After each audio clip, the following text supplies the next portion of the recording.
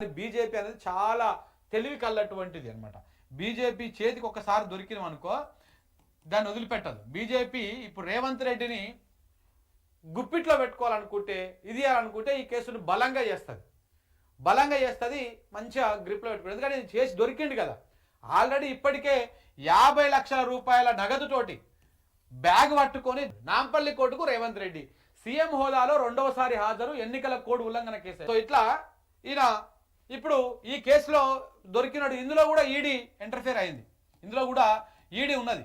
So కాబట్టి మరి మొత్తానికి కాంప్రమైజ్ చేసుకొని వ్యవహారము పెద్దగా కాకుండా చూసుకుంటాడా, లేకపోతే ఎదుర్కొని బీజేపీ ముందు నిలబడతాడా అనేది చూడాల్సినటువంటి అవసరం ఉంది.